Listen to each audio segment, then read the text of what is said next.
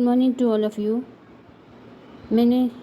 मुझे समझ में आया कि बच्चों को मैथ्स में बहुत सारे प्रॉब्लम्स हैं, तो थोड़ा मैथ्स के प्रॉब्लम सॉल्व करने के लिए आज हम यूनिटरी मेथड समझेंगे। उससे पहले हम चैप्टर 1 में ये देखेंगे कि नंबर नेम्स और नंबर को कैसे लिखा जाता है। Right, let's start. Okay guys, मैं यहाँ फिर से आपको चैप्टर 1 समझा रही हूँ। मुझे समझ में आया कि इस चैप्टर में आपको अभी भी बहुत सारे प्रॉब्लम्स हैं। पहले आप ये बात समझ लीजिए कि हमें डिजिट्स को कैसे लिखना है। पहले वाले अक्षर को हम वर्ड को वंस बोलते हैं, फिर टेंस बोलते हैं, 100, 1000, 10,000, लाख। ये जो है आपको अबेकस में भी सिखाया जाता है। इसमें हमें बीट्स काउंट करना है। देखो 1 2, तो वंस की जगह पे क्या आ रहा है 2, टेंस की जगह पे 1 2 3, राइट। यहाँ पे 100 की जगह पे एक 1 आएगा, एक ही बीट है। 1 2 3 4, यहाँ पे 4, यहाँ पे 10,000 की जगह पे 2 1 2 3। तो मैंने आपको सिखाया था पीछे से 3 अक्षर छोड़ के हमें कॉमा लगाना है, राइट। फिर उसके बाद 2 अक्षर छोड़ के, तो ये क्या टर्म बनी 3,24,132। तो हम इसको क्या लिखेंगे 3,24,000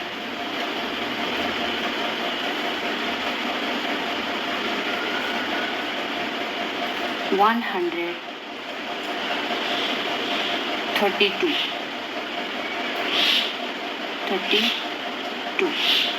राइट। आप इसको लिखोगे 3,24,132। आपको ये एज इट इज़ लर्न करना है कि ये वंस है, टेंस है, 100 है, 1000 है, 10,000 है और लाख है। अब जब 1000 हो जाएगा उसको हम आजकल 1K भी लिखते हैं। 1K मतलब इसमें 3 ज़ीरो है। 1000 मीन्स एक में 3 ज़ीरो और 1K।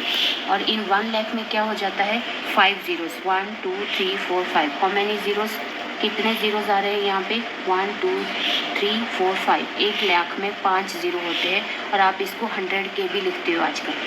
और फिर हम लिखते हैं 10K में देखिए, और कॉमा आपको 10 लाख, पीछे से 3 छोड़ के आपको कॉमा लगाना है। तो 10 और ये लाख, 1000 की जगह पे कुछ भी नहीं है तो हम इसको डायरेक्टली बोलते हैं 10 लाख। कितनी ज़ीरोज़ हैं 1 2 3 4 5 6, इसमें 6 ज़ीरोज़ आ गए तो इसको हम बोलते हैं 1 मिलियन।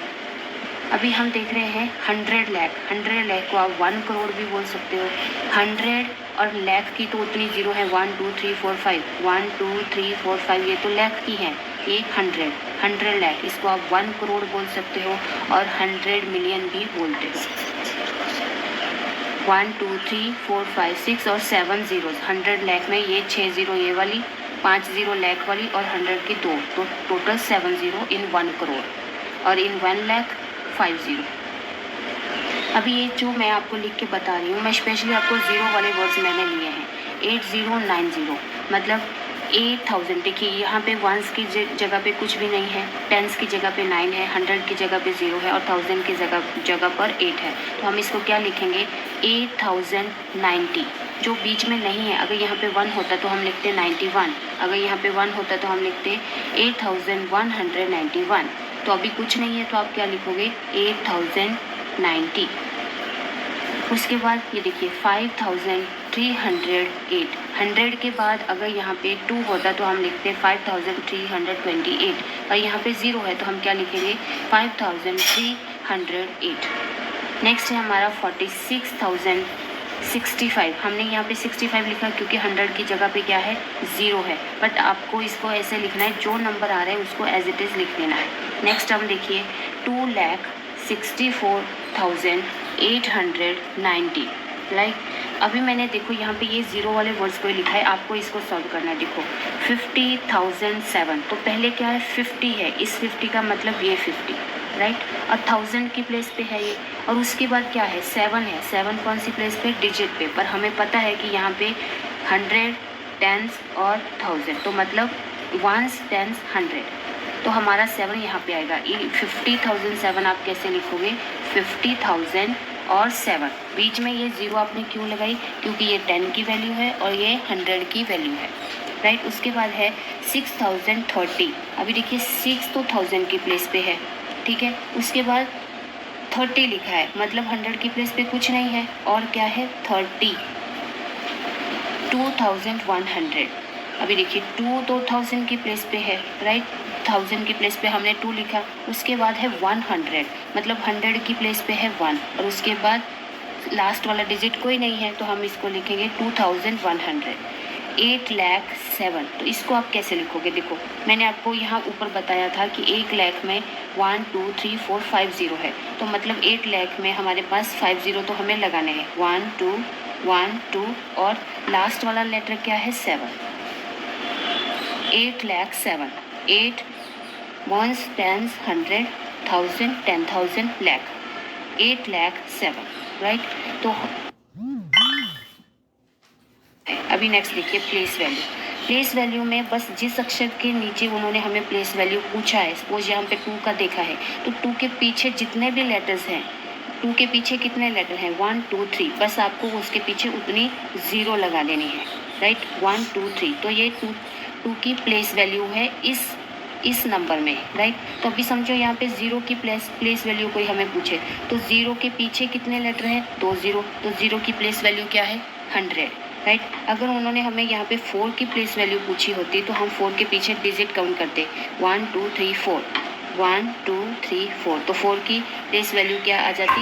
40,000, राइट। यहाँ पे समझो हमें 7 की प्लेस वैल्यू निकालनी है, 7 के पीछे कितने अक्षर हैं? 1 2 3, तो 7 के साथ आपको 3 0 ऐड कर देने हैं। सो इस तरह से आपको प्लेस वैल्यू लिखनी होती है। अभी हम क्या समझ रहे हैं? Unitary method. अभी हम क्या समझ रहे हैं? Unitary method. पहले हमारा क्वेश्चन नंबर 1 क्या है? What is the cost of 200 bricks if each brick cost ₹1? ये क्वेश्चन को आपको पहले से अच्छे से समझना है। नहीं होगी अगर एक ब्रिक की कॉस्ट जो है वो ₹1 है, तो कॉस्ट ऑफ 1 ब्रिक क्या है? ₹1, और हमें कितने की निकालनी है? 200 की, तो हम लिखेंगे कॉस्ट ऑफ 200 ब्रिक्स, इस 1 को 200 से मल्टीप्लाई कर देंगे, आंसर आ जाएगा ₹200। सेकेंड क्वेश्चन देखो, what is the cost of 100 bricks if each brick cost ₹5? मतलब कि ईच का मतलब अगर एक ईंट की कॉस्ट ₹5 है, तो हमारे 100 ईंट की कॉस्ट कितनी होगी, right. Cost of 1 brick, each का मतलब एक ईंट की कॉस्ट कितनी है? ₹5। तो हमें निकालनी है कॉस्ट ऑफ 100 ब्रिक्स, तो हम इस 5 को 100 से मल्टीप्लाई करेंगे, 5 1 5, और 2 0 आप इसको ऐड कर दो, ₹500।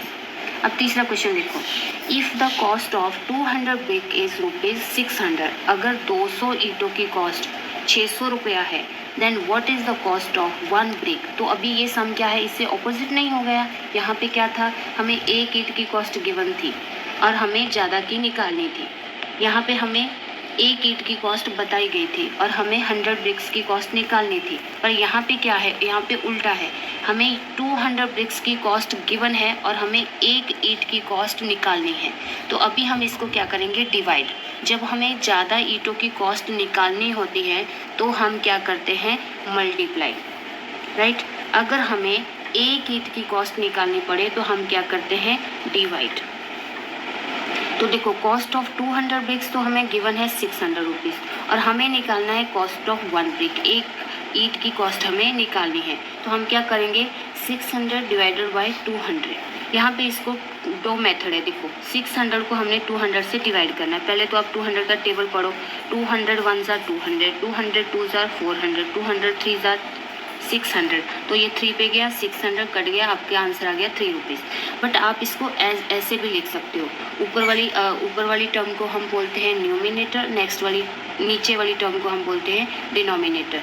न्यूमिनेटर ऊपर वाला, डाउन, डी से डाउन मतलब नीचे वाला, राइट। यहाँ से आप 2 ज़ीरोज़ को एज इट इज़ कैंसिल कर दीजिए, तो आपके पास बचा 6/2। तो 2 का टेबल पढ़ेंगे, 2 1 ज़ा 2, 2 3 ज़ा 6, तो आपका आंसर फिर से आ गया 6। यहाँ पे आपको 6 को सिर्फ 2 से ही डिवाइड करना है, तो आपका आंसर आ जाएगा ₹3। अभी ऐसा ही एक और सम है, cost if 500 brick cost ₹750, what is the cost of 2 bricks? अभी देखो यहाँ पे बोला गया है कि 500 ईंटों की कॉस्ट जो है वो ₹750 है। अभी हमें 2 ब्रिक्स की कॉस्ट बतानी है। 2 ब्रिक्स की कॉस्ट भी हम तब बता पाएंगे जब हमें एक ब्रिक की कॉस्ट पता होगी, एक ईंट की कॉस्ट। तो हम पहले एक ईंट की कॉस्ट निकालते हैं। 750 को 500 से हम डिवाइड करेंगे, एक ज़ीरो तो हमने ज़ीरो के साथ ज़ीरो कैंसिल कर दिया, तो हमारे पास बचा 75 25/50। तो इसको हमने कौन से टेबल पे कट कर दिया? टेबल एक ही होना चाहिए दोनों में। 25 का टेबल मैंने यहाँ पे पढ़ा है। 25 2s are 50, 25 3s are 75। तो ये आंसर आया 3/2। कॉस्ट ऑफ 2 ब्रिक, अभी हम क्या करेंगे, इस 3/2 को मल्टीप्लाई कर देंगे इस 2 के साथ। क्यों करेंगे? क्योंकि हमें 2 ईंटों की कॉस्ट निकालनी है। तो इसके साथ कैंसिल हो गया, तो हमारा आंसर आया 3 रुपीज़। ये जब आप इसको ऐसा कैंसिल करते हो तो दोनों को आपने इसको भी 25 से डिवाइड किया, इसको भी 25 से डिवाइड किया।